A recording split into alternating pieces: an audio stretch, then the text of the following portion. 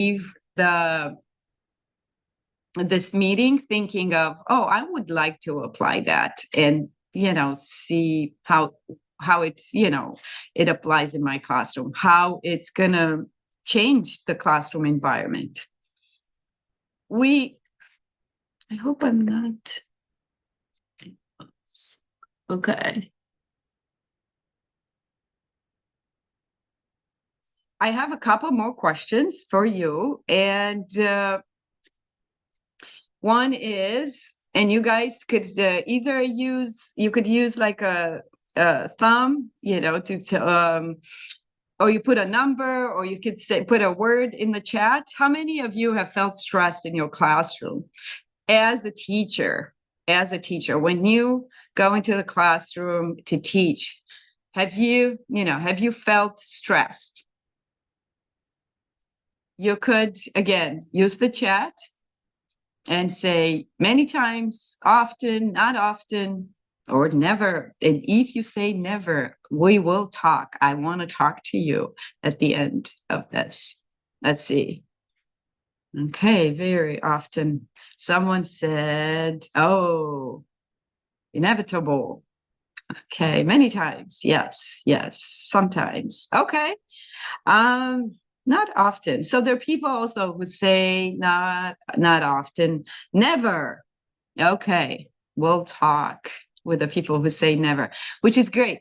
I love that. I love that. If you are at the never, I don't know. I feel like I believe you. I'll give you that. I believe you. I feel like I still have moments when I feel stressed. They're short-lived, but I still have moments when I feel stressed. Okay. Second question that I have is, does stress impact learning more for students or teachers? So what do you think? Is stress a big source of, disappointment?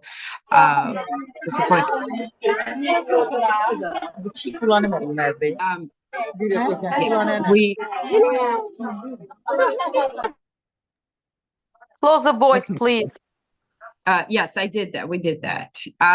So again, put in a chat.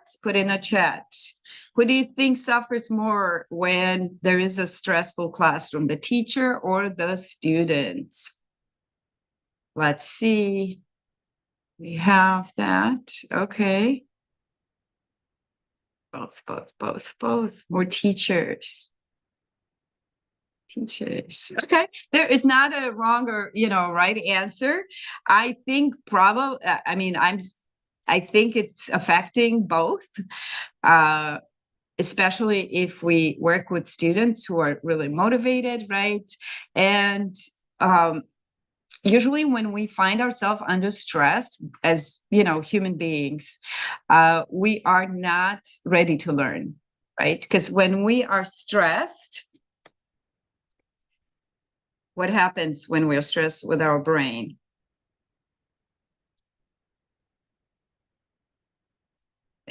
When we are stressed, we make the decisions that are on the spot, right? Sometimes we do have to make those. Stress is inevitable. Someone said there, right? But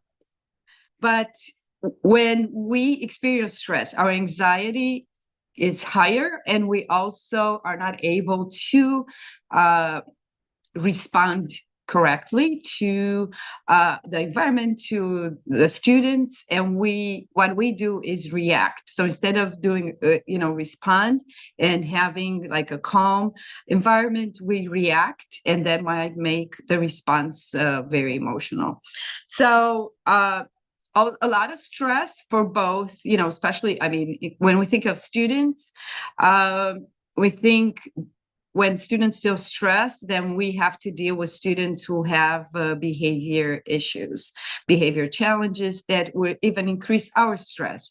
And for teachers, stress manifests a lot in burnout, which means when you as much as you like teaching, you feel like you're done. You can't do it anymore. It's too much, right? And we all experience that from time to time. And we need to learn ways to cope with that and ways to reduce stress for ourselves to be able to be the best teacher that we can be. Like I said, stress always creates barriers. We are not effective teachers, and our students are not able to learn well when there is a lot of stress on them in the classroom. So it is very important to create a classroom environment and a learning space that is positive, that is inviting, that shows calm and comfort. Because if stress, right, raises anxiety and reduces our focus, when we have a positive learning space, we have a space that has less stress and anxiety for both of us, and it's a great, environment. Also, students will be able to focus on learning, and they won't be able to focus. I mean, they don't find, themselves managing uncertainty, managing how to deal with stress. They could all focus on learning. And hopefully, in the classroom that has less stress, we build foundations for our students to be lifelong learners and to be resilient, to know how to cope with stress and do it in ways that it's not damaging their learning experience. Look, I know it's a little like some of the techniques that I'm going to talk to you in terms of classroom management are things that, like I said, I'm sure many of you use. This is a big thing. And for me, when I start a class every beginning of the year or a semester, when I go into the classroom, this is something that for the first week of class, I spend a lot of time with my students. So I have to admit that in the beginning, when I started teaching in the first couple of years, I was all for setting clear expectations for my students, but I was the one that made them. And then I realized students didn't like that, and they were still misbehaving, and which created a lot of stress in our classroom. And that's when I think maybe a veteran teacher shared with me, but she said, why don't you spend time with your students and create the expectations and the rules together? So I did that, and I'm going to have to tell you, it was awesome. It was a lot less behavior, like I would say like negative behavior to manage for me as a teacher, because the rules and the expectations were collaboratively put together. And I'm just going to really quick tell you, I would have students in groups. They would write down, and I had some guiding questions like, what do you need from me to be successful as a student? And what do you need when you do your homework? What do you need when you're in class? So students in groups would come up and write down. They had little posters, and they would first talk among themselves. Then they would come and write down some of the ideas they had. And then as a class, we would vote on the ones that we thought that were really, really important for me to be there to teach them well and for them to be motivated students and successful students. So that worked very well. That works. You would not believe like how much, of course, if someone is saying, didn't you have students, though, that they were silly? Yes. Some would say, I need the teacher to bring me donuts every day in the class. And that would make me, a good student. So there were some of it. But in the end, we would come up with a pretty good list of expectations and rules that would make our classroom a positive learning, space. I'm giving an example here. So those are some norms: be respectful, be responsible, be ready to learn. And what I found, again, from my experience, is that a lot of time when we say be responsible and we leave it at that, some of the students don't know what it means. How do you show responsible behavior?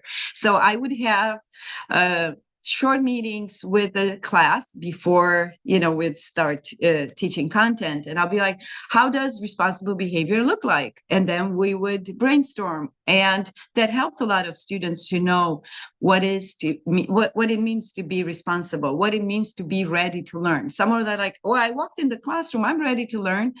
And then as we would have our conversations, it'd be like, well, ready to learn, it means you bring we have our students have iPads and Chromebooks, but they need to bring them charged to class, because they show up and it's like, I can't do my work because my iPad or my Chromebook is dead.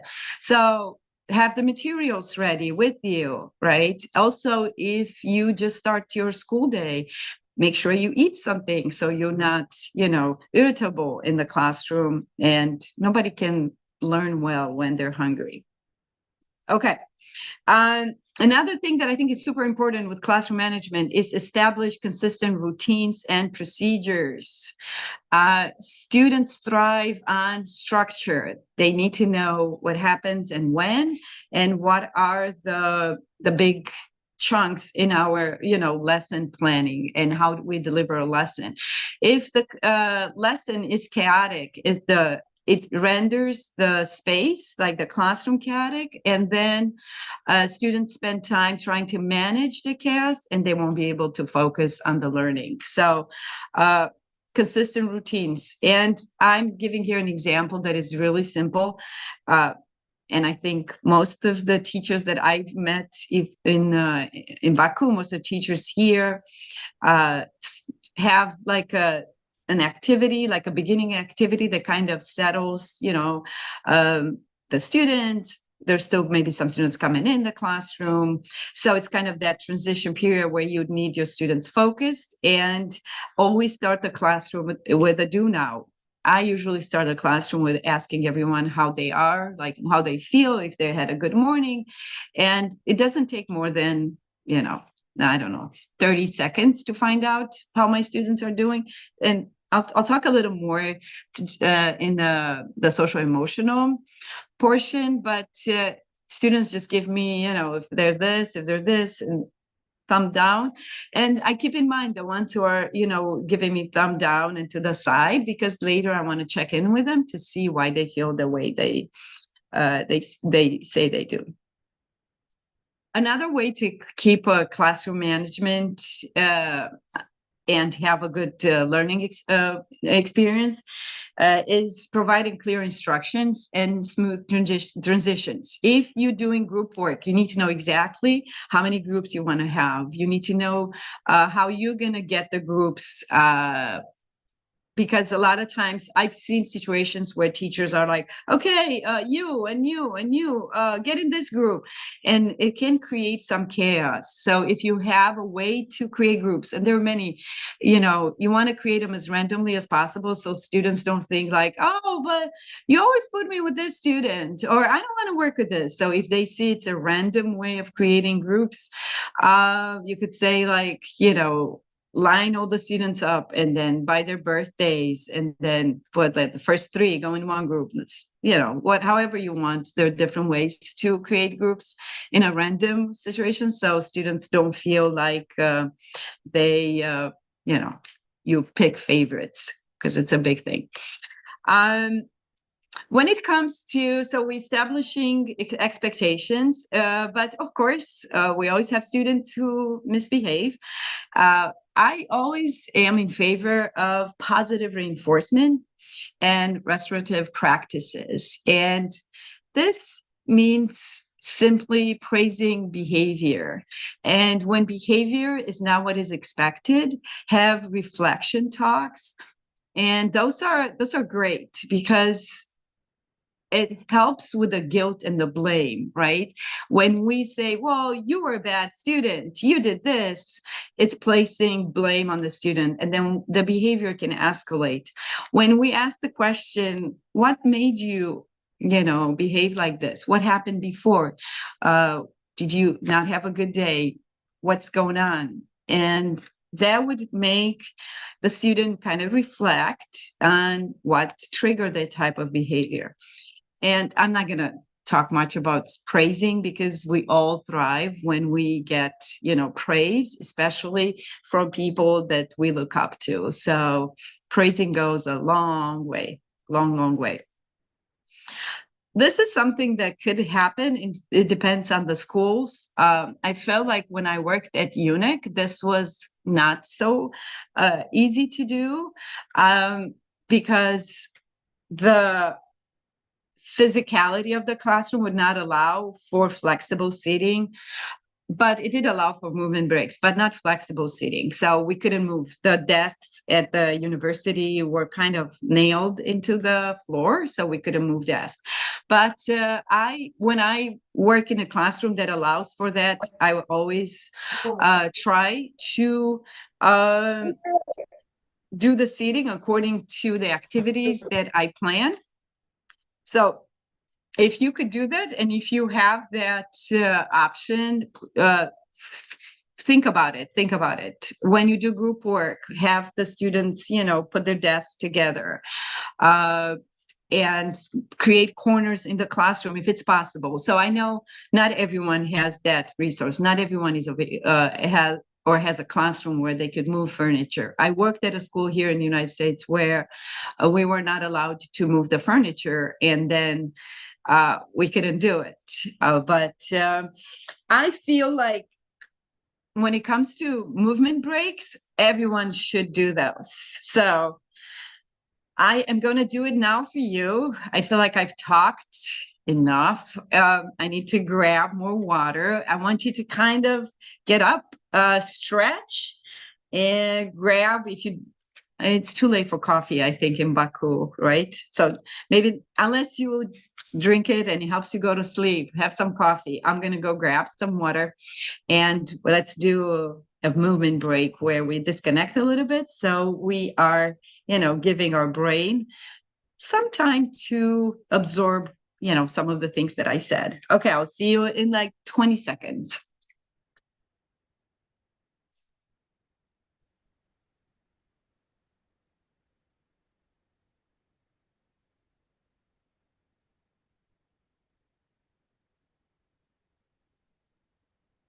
Okay, if you want, you can also grab a cup of coffee or tea. Also, ladies and gentlemen, you can use these couple of minutes to fill in the attendance file. Wow. To be able to get the certificate. So only those who fill in correctly the attendance file with their full name and surname, and email address will be eligible for the certificate. It's in the chat box. Yeah, I wrote my email and my name, my surname, but the certificate didn't come to me. And Sorry, sorry, I'm not sure. I hope that I'll get the certificate too. From the microphone is not working so well, Fuad, so we couldn't hear what you said. I don't know if you want to write a direct chat to Ms. Kubra or Shalala. That would be easier to understand what was happening. No problem. Okay. Sure. And the link has been sent to the chat. So please don't forget to fill in if you want to get a certificate for this webinar. I don't think I mentioned that, but I can, if people want to, I can send the presentation to one of and then you could share with the participants. Yeah, sometimes they want it. Yeah, good idea. Yeah. Thank you. Sure. Okay.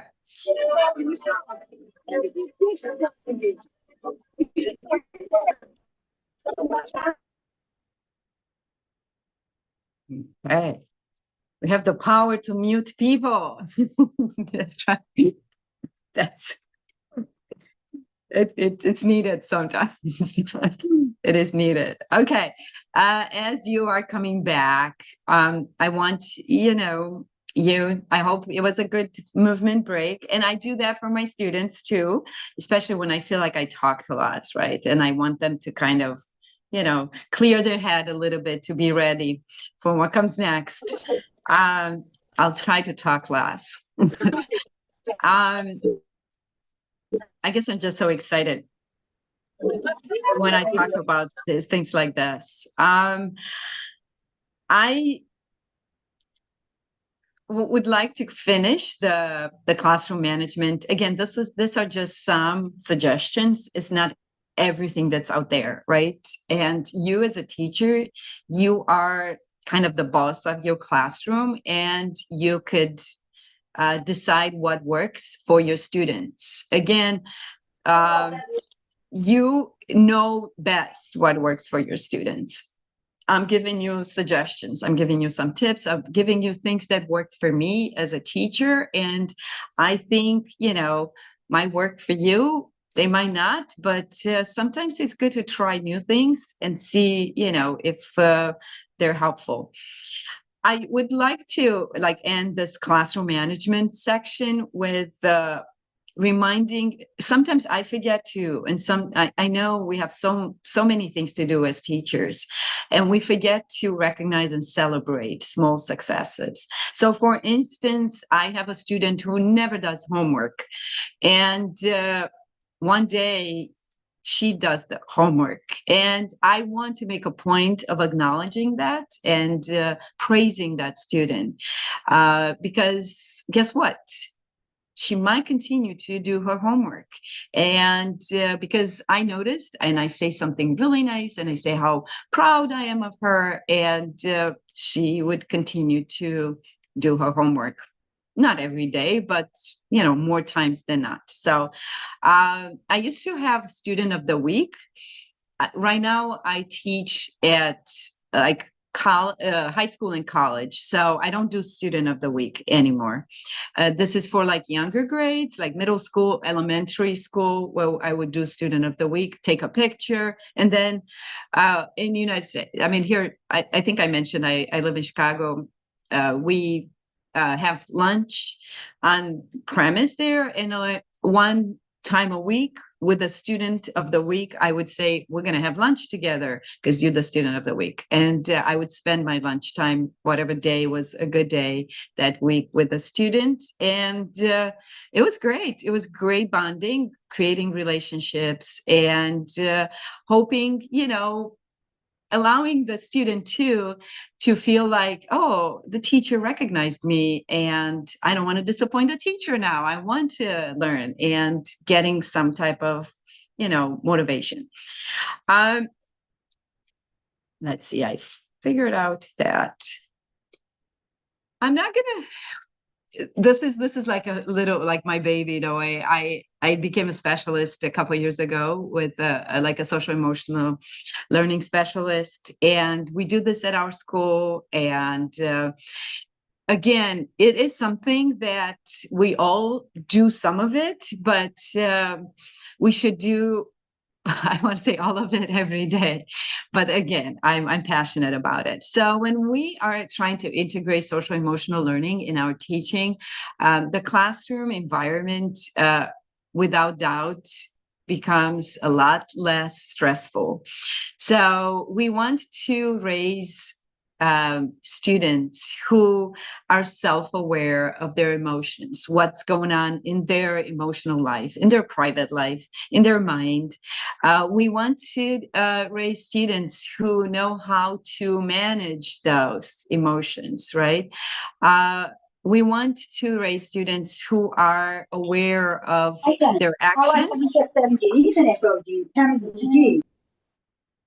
and who are aware of their actions and how their behaviors affect other people. We want to have students who know how to create relationships with the teacher, with the peers, even at home, with their siblings, with their parents, with their families. So, and we want to have students, or to raise students who learn how to make responsible decisions it's hard. It's hard. There's still adults who learn that, right? But if we integrate that in our teaching, and I think I do have a slide where I mentioned some things. Yes. So this is how we want to, as teacher, we want to have our student voice being heard. Right? A lot of times, I think it's more in the past, though. Teachers have this mentality like, well, you're a student, you don't know anything, right? I don't listen to you. There's a shift. It's been a big shift from that to encouraging students to voice their concerns, to voice their, also, yeah, their opinions, what they think about the lesson, what helped them, what didn't help. Also, we want them to be able to collaborate with their classmates, and we want to do that, encourage that as much as we can in our teaching. Some of the like very simple things that I know probably everybody does it because it's hard. We're human beings and we like to connect with people, is having either morning meetings or check-ins. I usually do check-ins because I have so much to teach. And it's just like I said, a thumb up if you're feeling fine, if you're ready to learn, to the side if you're not so, in there, and then down if for you the morning is not, or the day is not going so well. Or we could do reflection activities at the end of a, lesson. We could ask what went well, what didn't go well, what could be improved moving forward, and that helps give student voice, and also give them, I would say, like, a voice to express and say without having, feeling like they shouldn't be saying, and that also improves how relationships are built at school with other peers, with their teacher, and maybe older teachers from older subjects.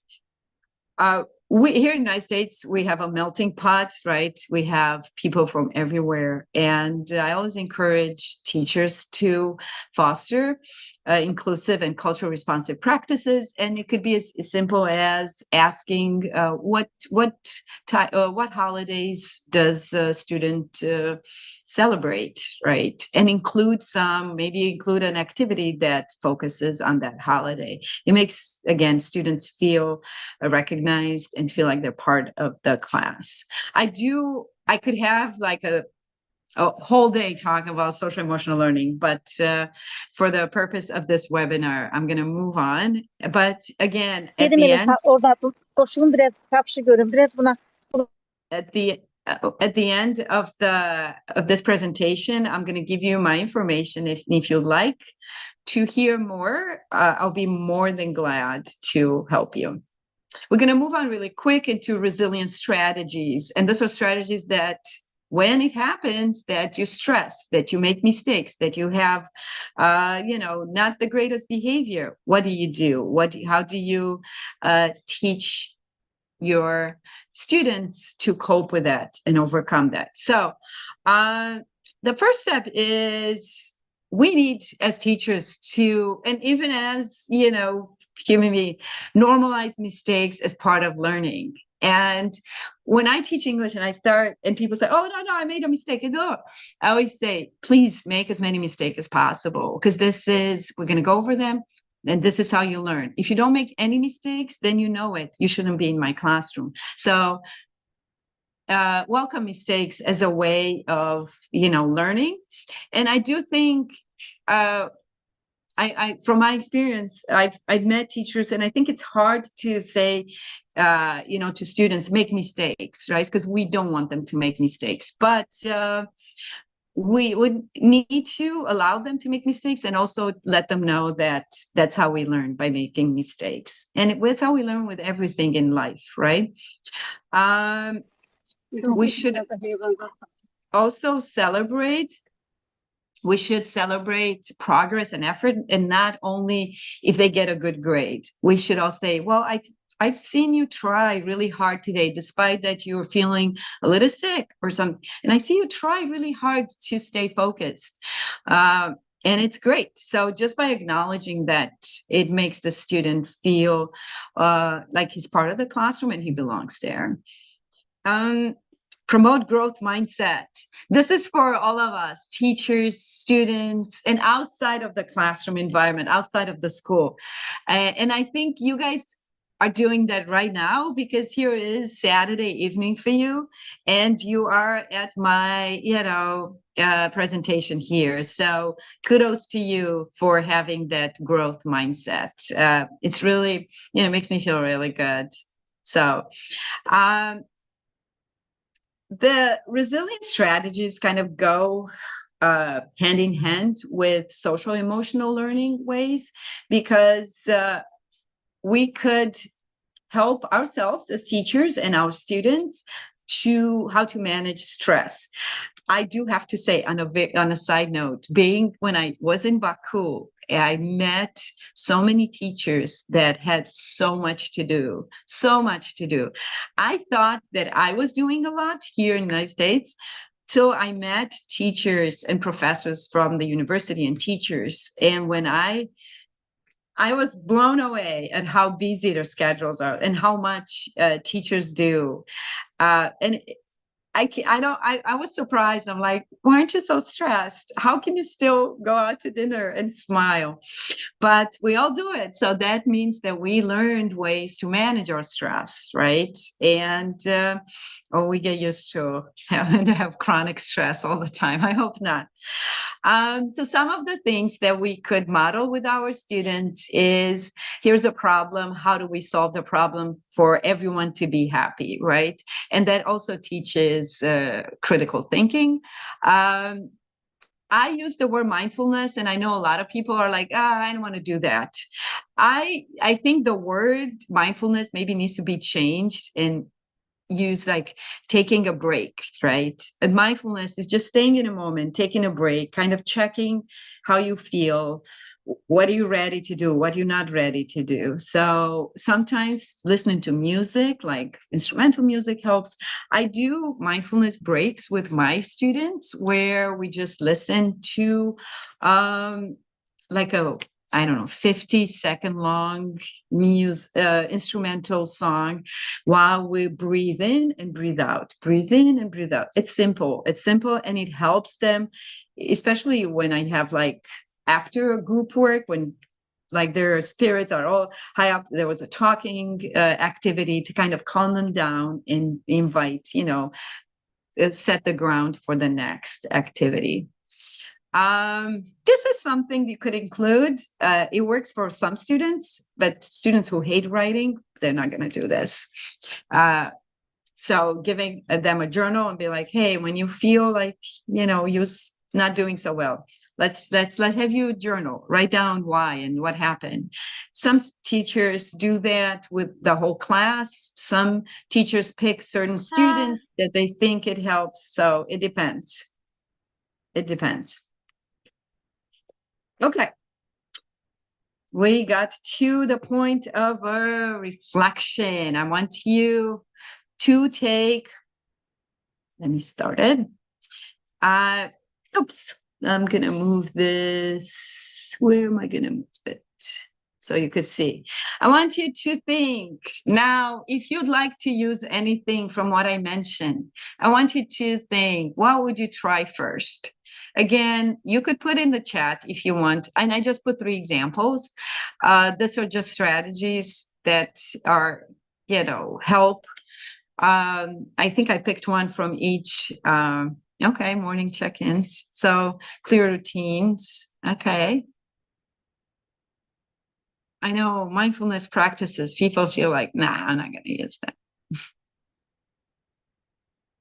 I give you a few minutes. Let's see. Are people putting in the chat too?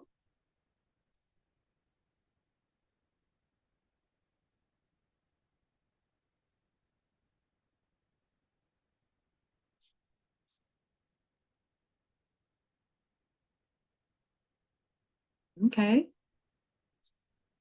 Classic music. Yes, I hear someone say someone. Yes, I see. Okay. I'll do another 30 seconds for people who want to. And I'm not going to push you to use mindfulness practices. Again, it's something that a lot of teachers stay away from, especially, I think it's the wording. I think we as educators need to talk about, like I said, breathing practices. I don't know. A lot of times we feel like we all need to have a What is that? moment. I can't understand. Right? What is that?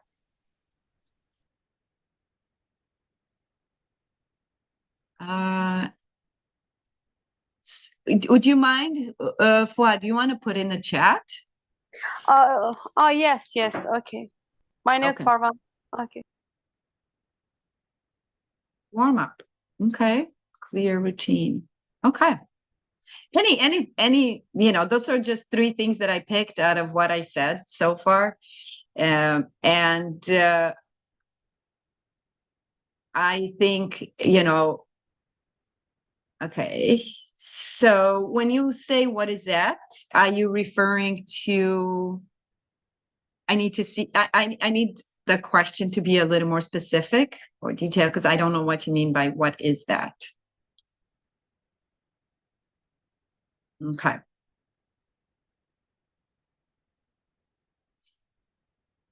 Okay. I'll check the chat and I will write in the chat more. Okay. Anything that you would, try, I want you, give it a go, give it a few days or a few times. Don't just try it once and say, oh, it didn't work. It takes time when you use something new to show that it's helpful or useful. So this are just kind of like a very quick, as we reach our ending of the presentation. Stress impacts learning and the well-being. So it's how we feel too, and how we learn, and also how we teach. If we, not if, when, that's the wrong word. So when we're creating our positive learning environments, we also reduce the anxiety and help our students focus, and we foster growth for both ourselves as teachers as well as for our students. Again, keep in mind, there are three things, and these are major things, like, right, classroom management, social emotional learning, and resilience. They are all interconnected. So you can't just do one without the other. And using all three of them would lead to a classroom that has less stress. Okay. I am going to go through this because I want you to think when you start teaching and pick a strategy, right? I said apply this week, but I forgot that you guys are not in, your students are not here and you start in 2 weeks. So disregard this week, but pick something, and I hope you do and you try it. And I would be more than happy to hear if you tried it, if it, helped, or if it didn't help, and why it didn't help.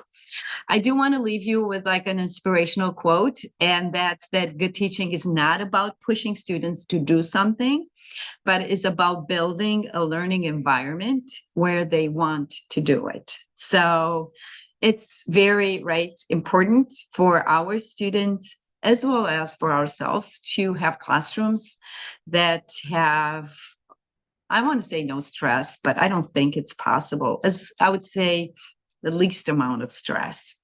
Okay. This is the slide where I said I'm gonna put my information. So you can reach me by email, and that's email at the place where I work, or this is my phone number, and I have WhatsApp, so you could send me a text, and I'm pretty good at responding.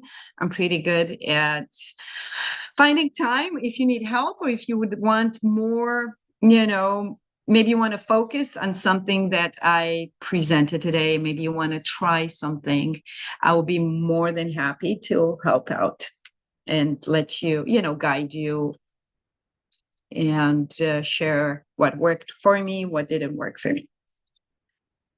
Hey, I think, should we do a few minutes of questions, or should those questions just be typed in the chat, and either Shalala or Kubra, you could choose a question? Actually, we can do maybe- both ways. Maybe we can scroll the chat and see if there are questions, while the others actually can ask, if you don't mind, of course. Okay, no. Okay, creating. Okay.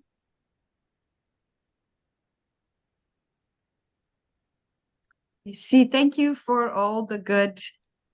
Thank you. Thank you for the kind and lovely words that you guys put in the chat. Thank you. How can we make our lessons more interesting? That's a good question. That is a good question. It is not necessarily the topic of this presentation, right? But I could give you, what works from my experience, what worked for me. To make it more interesting, I would say include activities that are interactive, which means have students don't. Have students work together, do a group project, or do some role play, right? Let's say you're teaching how to, I don't know, go shopping. I'm just thinking now, you probably don't do that, but do a role play. Here's the shopper, right? And here is the clerk at the store. And have them practice a few times and then present in front of the classroom. I could also give, I don't know if I don't know the name because it says iPhone. So, but if you want to send me an email, I could share with you some apps too that you could use. And especially when it comes to teaching grammar, I feel like a lot of times grammar is a little boring, right, to teach, but there are so many ways to make it more interactive and make it more interesting. And there are some apps where you can create games where students can play and use the grammar point without even knowing they're using it, because they're having so much fun doing the game. Or you could do like a paper-based game too. And so I think as long as the more activities that you include in your lesson that are student-centered, that would make your lesson more interesting. Dear Nadia, we have one interesting question here. Is Okay. social emotional learning is the same as Goleman's emotional intelligence theory? Is it the same? It's the same as what? Oh, I see it. Goleman's emotional intelligence theory. I think they're similar. I think they are similar.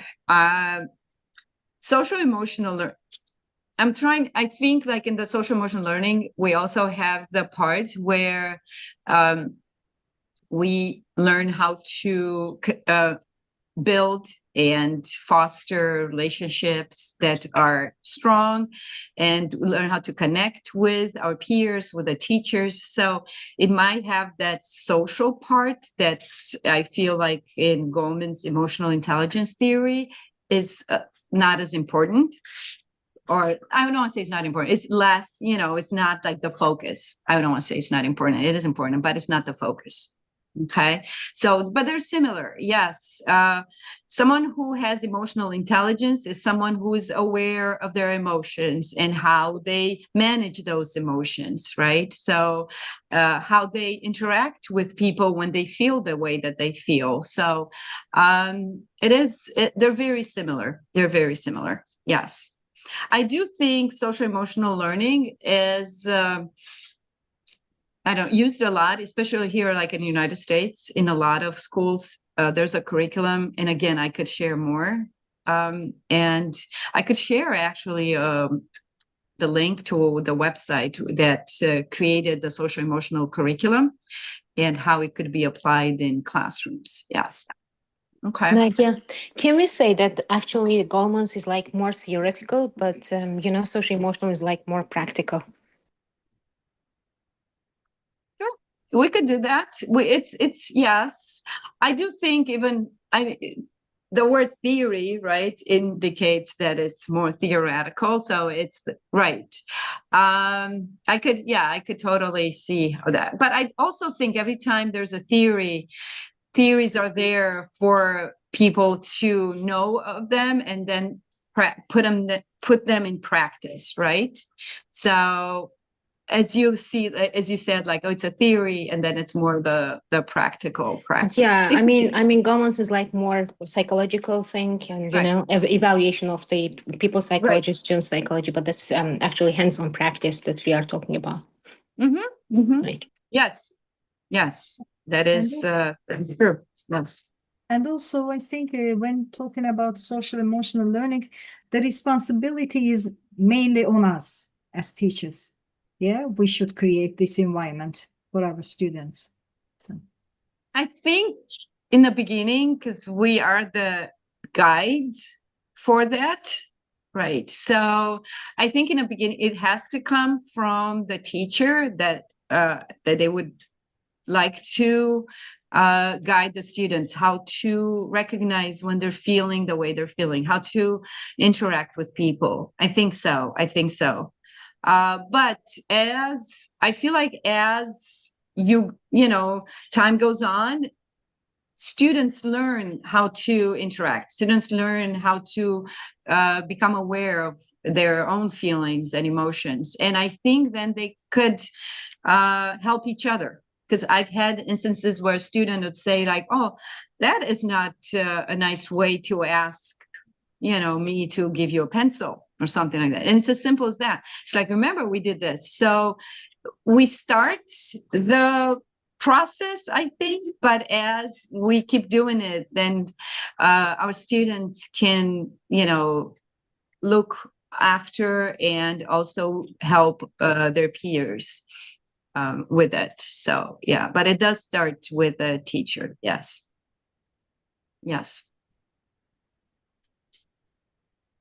Any more questions? No. No more questions? Okay. Well, it was really, really, really lovely to see so many old faces and new faces, and to be able to share some of the things that I do and some of the things that I learned from my teaching experience. I hope some of the things that I share with you were, made you curious and you would try maybe to implement or you'd want to do more research. Again, I am open to share more. If you would like, send me an email or text. I hope to see some of you again in the future, and who knows, I keep planning to come back to Baku, so maybe I'll see some of you in person too. Yes. I wish you have the good rest of the evening and a good weekend, and stay positive, stay stress-free, okay, as you start your new school year. Thank you, and have a nice Yeah. day ahead. Thank you so much. Yes, thank you too. Thanks for hosting me.